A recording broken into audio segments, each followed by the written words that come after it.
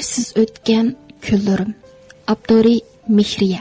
Er avazida Firdavs Qurban, ayol ovozida Jubbir. Mazkur asar Awazliq kitob salonida ovozga ilinib, Awazliq kitob salonida tarqatildi. Boshqa har qanday turbat va salonlarning ruxsatsiz ko'chirib tarqatishiga yo'l qo'yilmaydi.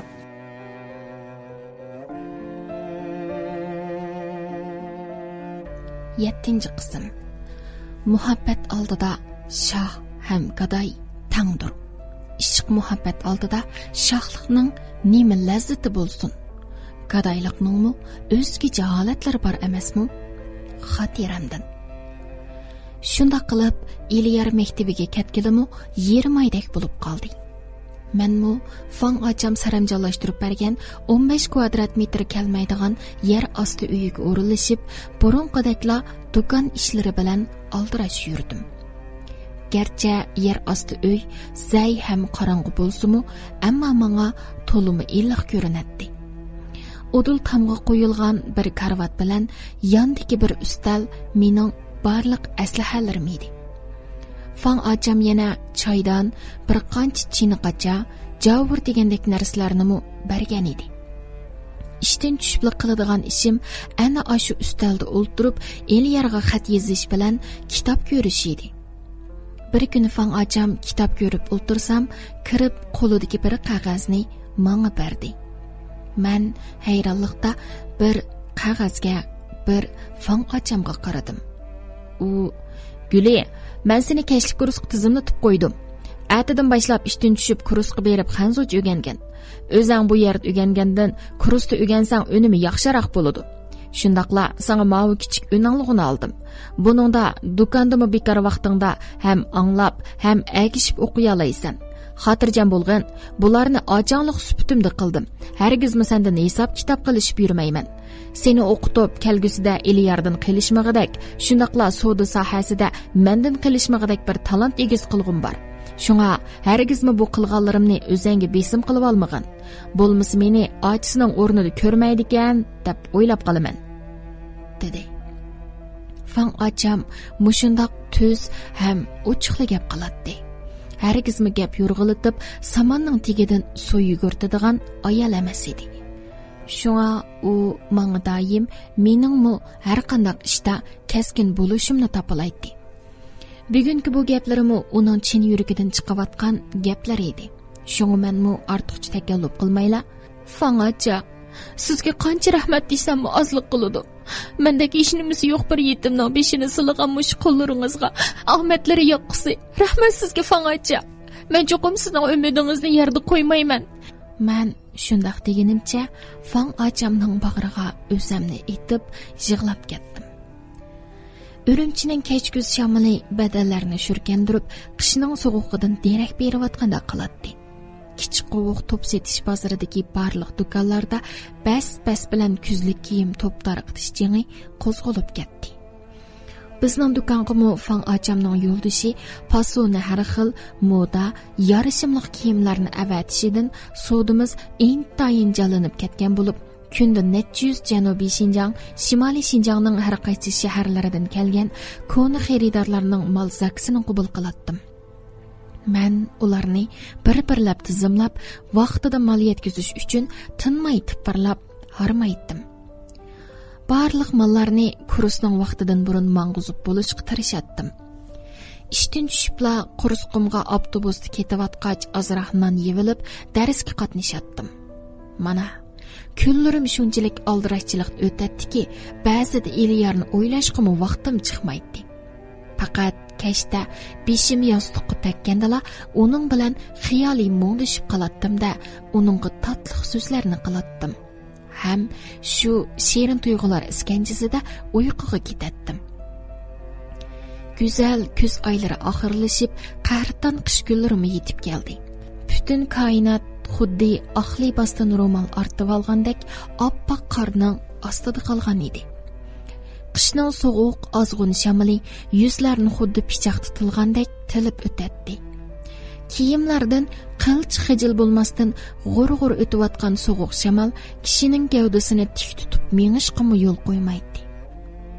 Ammo tirikchilik uchun mushu sovuqqa qaramay tugdayginicha u yoqdan bu yoqqa yugurishib ketayotgan kishilarning oyig'i uzilmaydi.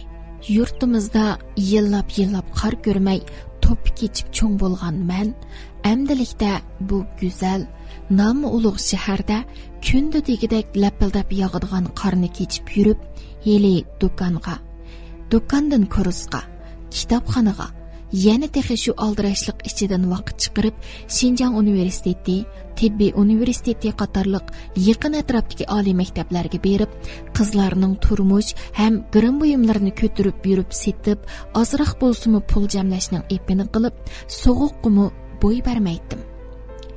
Eli yargı yazıdığan sevginişlik salam xatlarımı vaqt itibari bilan azlab, Fang acamning dagidasida necha kunda bir ahvollashib, uning bilan o'zamchi xanzuch so'zlashib ketatdim. Eli yarmu mendagi bu tez ilgirlashdan to'lim suyunib ketatdi.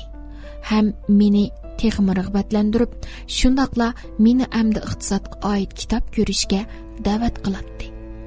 Manmu o'z arzuyim bo'yicha iqtisodga oid hozircha uyg'urcha kitoblarni setib olib, vaqtim chiqsala ko'rib o'tatdim. Bugunmu havo shundoq sovuq edi. Ammo havoning sovuqligiga qaramay, do'konda ko'ning xaridorlarning oyig'i uzilmaydi. Men amdila bir koni xaridorimizga mollarni o'tkazib bo'lib, daftarga tizimlab o'ltirishimga quluqim yenidila "Güzalay" degan yiqimliq ham tonish ovozni anglab, ishtik beshimni ko'tirib, oldimda kulimsirab turgan Ranani ko'rib, ko'zlarimga ishonmayla qoldim.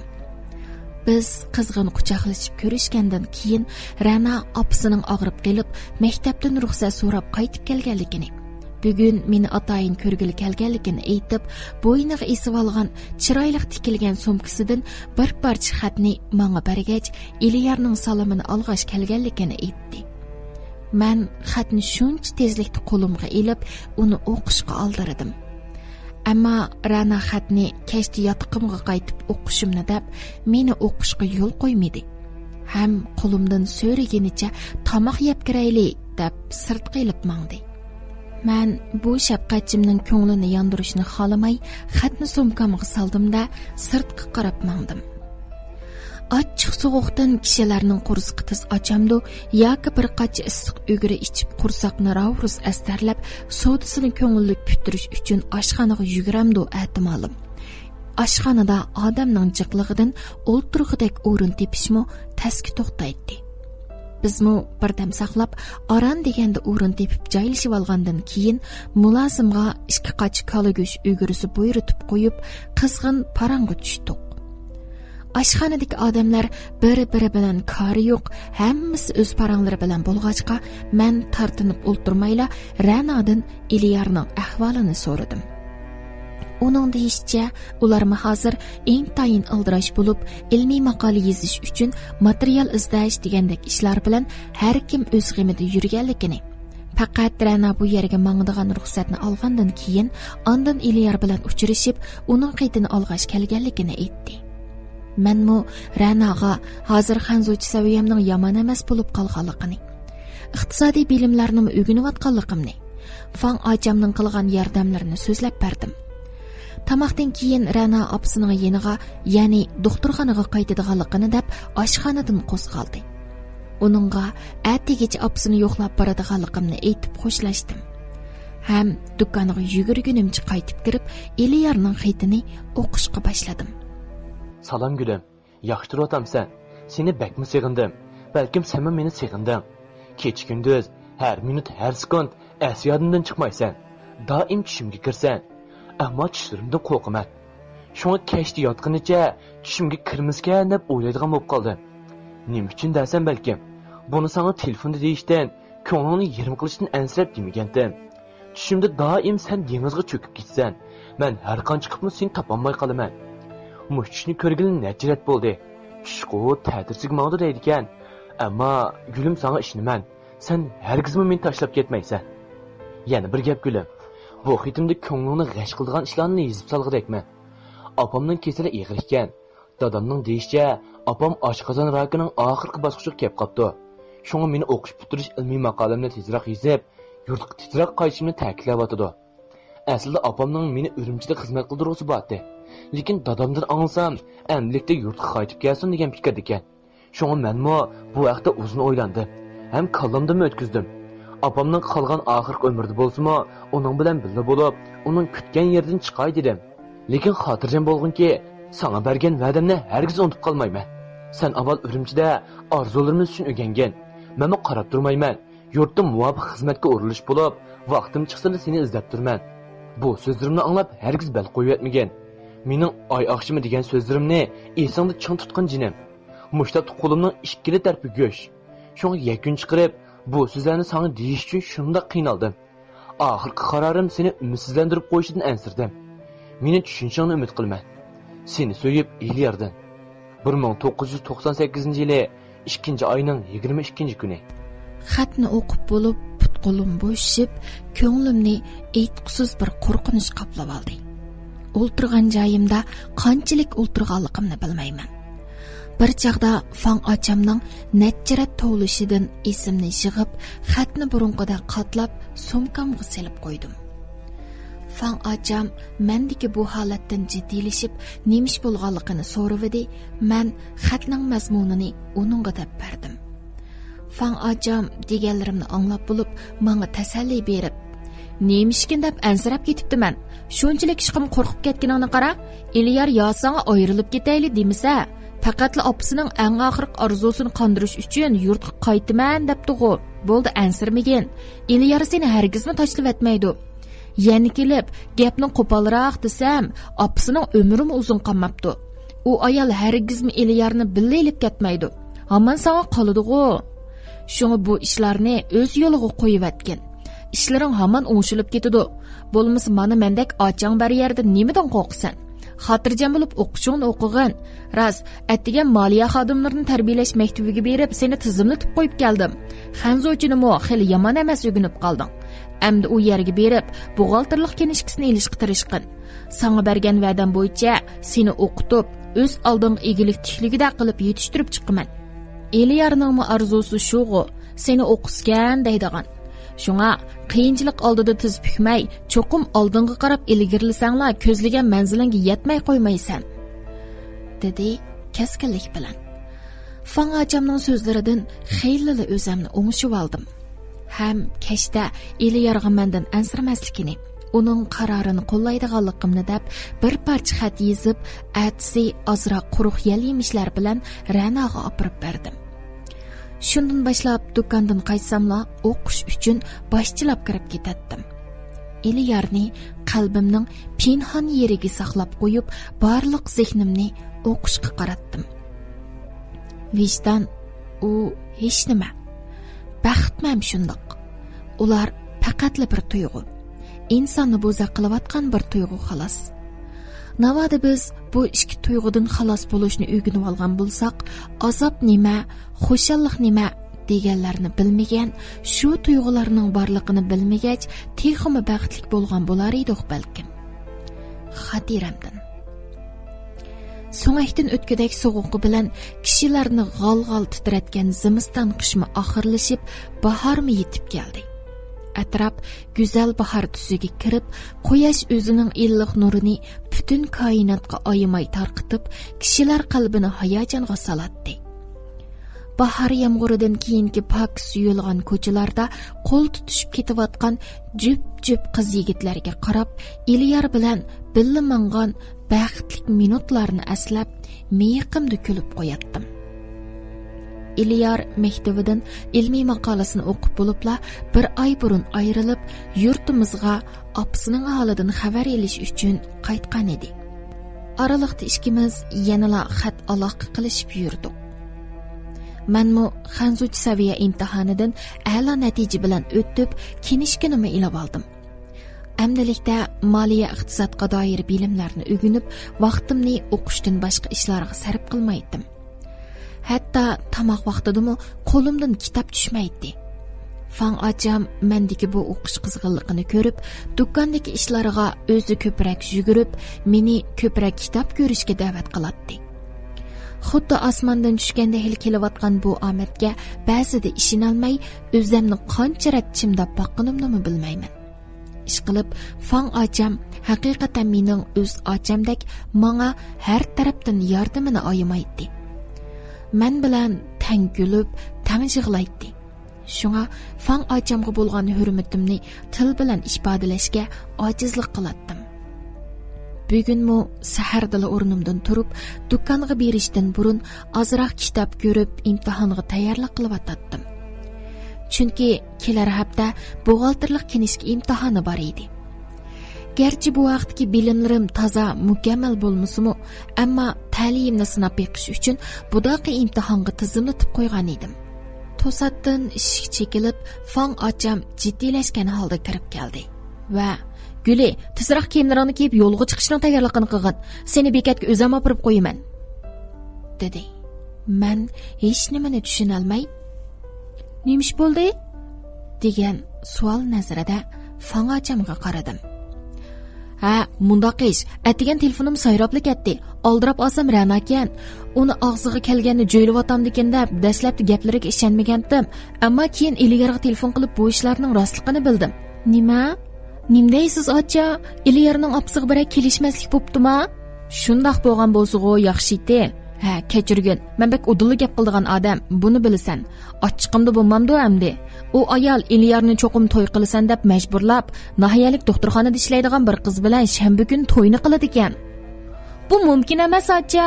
Texi 2 kun burun Iliyar telefonda men undaq gapni qilmagan. Aksincha Urumchiga kelib men bilan ko'rishib, ondan maktabiga berib o'qish bitirish murosimiga qatnashib, diplomlarini akildiganligini aytgan edi. Bu jahonda mumkin bo'lmaydigan ish yo'q singlim. Bu ishlar to'lim tuyuqsiz bekitilibdi. Hatto Iliyar o'zimi bu ishlarga ishonolmay yetibdi. Ammo u opasining o'chib qolayl deb qolgan jinchiroqdek pildirlab turgan nursiz ko'zlariga qarab, netchkulik qolgan opasining orzusini yerda qo'yg'isi kelmabdi. Bu ishni sen qandoq deyishni bilmay, oxiri Ranaga deganligini, oldinda o'zining kechirgisiz gunoh o'tkazganlik uchun to'lim azoblanib ketayotganligini menga dedi.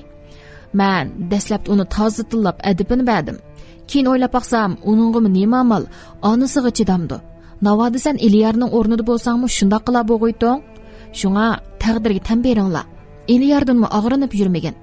Lekin seni yurtga yo'lga selishim, berib ularning to'yini buzg'in deganim emas, aksicha Iliyarga tasalli berishing uchundir. Bilaman, sen mening o'z singlimning o'rnidagi odam. Sening azoblanishingga men chidab turolmayman. Sana bu ish haqiqatan ig'ir keladi. Muhabbatning azobiga chidamoq oson emas. Ammo sening qaysarligingga ishonma. Sen yaxshi ko'rgan odaming uchun qurbonlik bera olaysan. Iliyardan hargizmi nafratlanmagin. U mushu topda qattiq vijdon azobida ekan.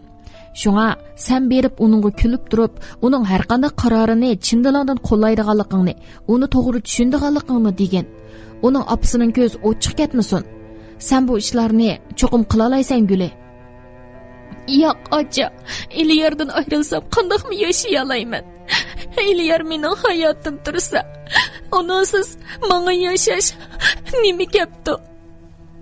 Men shundoq deganimcha Fan ochamning bag'riga o'zimni tashlab, ovozimning baricha yig'lab tashladim.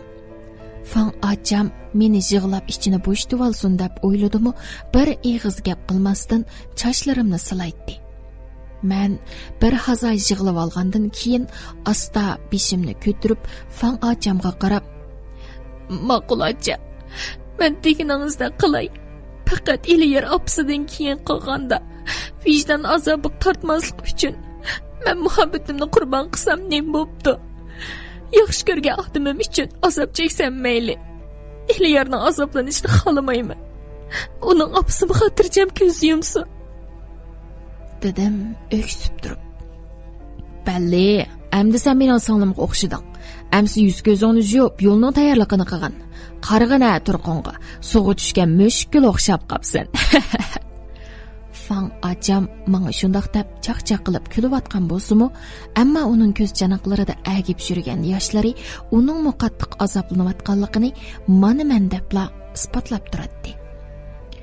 Butun jismim xuddi ko'zdagi ushuk tekkan yaproqdek g'alildab titrab, put-qo'llarim bo'shib, yerni menda savatamdim yoki yer meni dasavatamdi, daldangshiginimchi berib, cho'gindek suda yuzlarimni yuvib, Fan ochamning kaynidan agishib mangdim.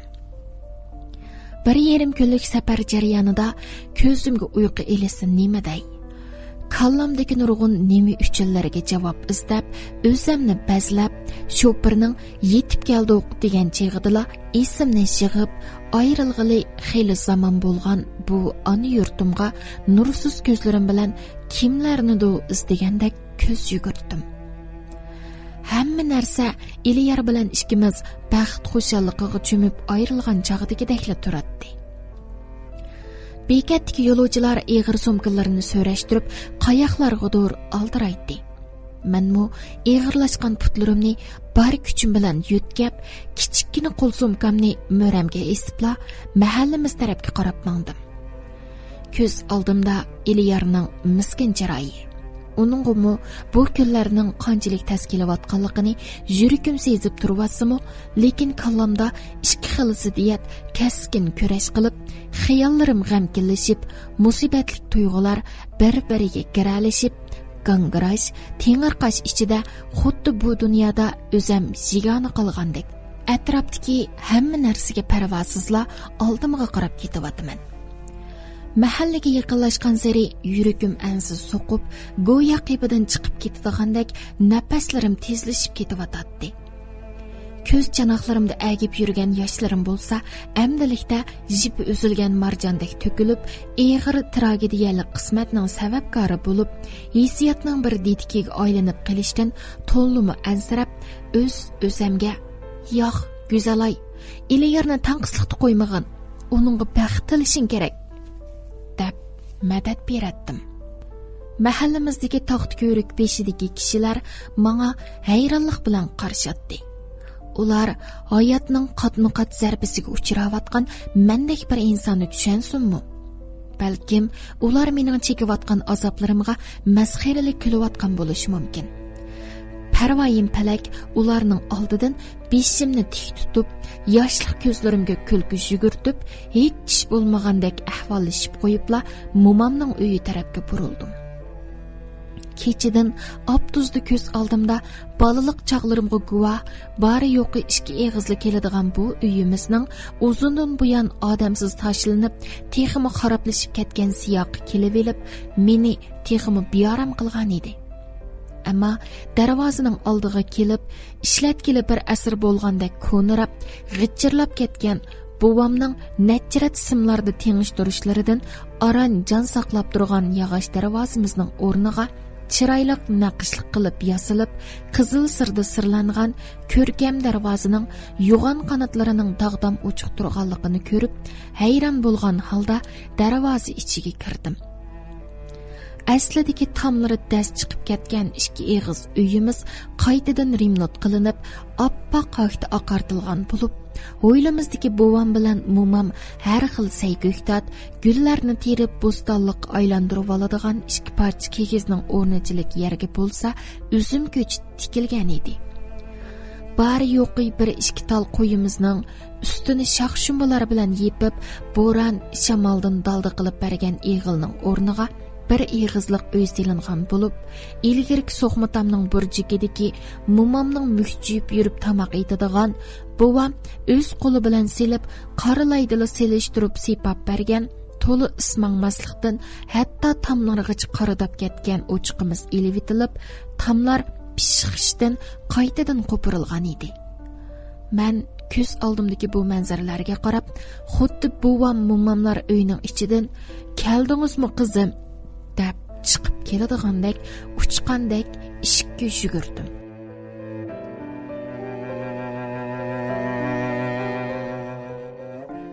Qadrlik anglag'uchilar, Mehriyaning "Ersiz o'tgan kunlarim" nomli hikoyasining 7-qismi bugun mushu yerda tamom.